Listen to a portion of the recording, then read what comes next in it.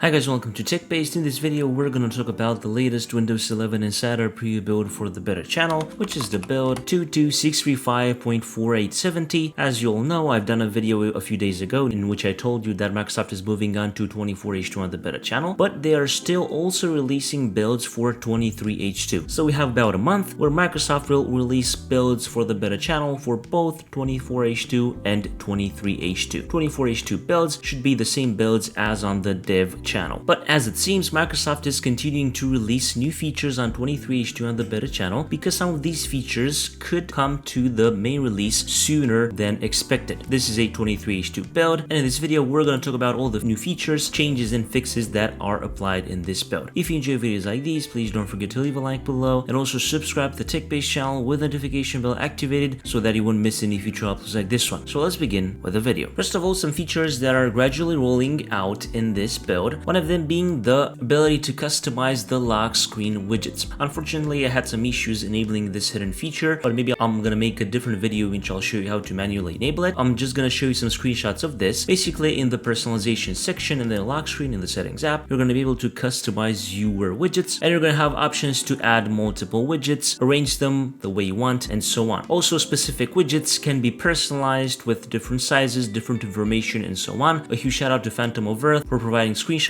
on his X account. Make sure to check out x.com/phantomoferth for more information about certain features in Windows 11. And of course, this way you can choose to have widgets on the lock screen that interest you. Of course, maybe weather, maybe finance trends, countdowns, and so on. Microsoft started the first rollout with insiders in the European Economic Area, but they plan to expand to insiders in other regions in the future. In addition to that, Microsoft is also adding the option to disable widgets on the lock screen with a new policy that they've added in the local group policy editor app. So for that, you can go to computer configuration, expand administrative templates, Windows components, and then scroll down to widgets. You should have it here, and you're going to have this new policy, disable widgets on lock screen, which if you double click on it and turn on or select enabled, you'll be able to disable widgets on the lock screen. In addition to that, in File Explorer for insiders signed in with a work or school account, enter ID, File Explorer will begin showing people icons under the activity column on File Explorer Home and are recommended at the top of the File Explorer Home. When you hover or click over a people icon, it will display the live persona card for that person for Microsoft 365. These are the only two new features inside this latest beta channel build, but now let's talk about a few fixes in this build. For example, related to the start menu, fix an issue causing start menu to crash for some insiders when interacting with the letters in the app list, and also fix an issue where the colors were not correct when opening the account manager flyout on the start menu when using a mixed dark and light custom mode that you set in settings, personalization, and colors. Related to the File Explorer, Microsoft fixed an issue where if you opened a File Explorer window and minimized it, it might not be rendered correctly when you restore it. Also fixed an issue which was impacting File Explorer reliability for some insiders, and fixed an issue which was causing Explorer.exe to crash when dropping files into File Explorer sometimes in the latest flights. And also some other fixes, fixed high-hitting background SI host.exe crash in the latest flights, fixed an issue related to USB cameras and also USB audio devices drivers that had some errors, and this should also be rolling out to the main release soon enough. There are also a few known issues in this build, but you can check those out on the official Microsoft blog post or in the article below in the video's description. This was pretty much the build for today in the beta channel. I hope you enjoyed this video. If you did, please don't forget to leave a like below and also subscribe to the TechBased channel with the notification bell activated so that you won't miss any future uploads like this one. I was Emmanuel from TechBased. Until next time, have a nice day.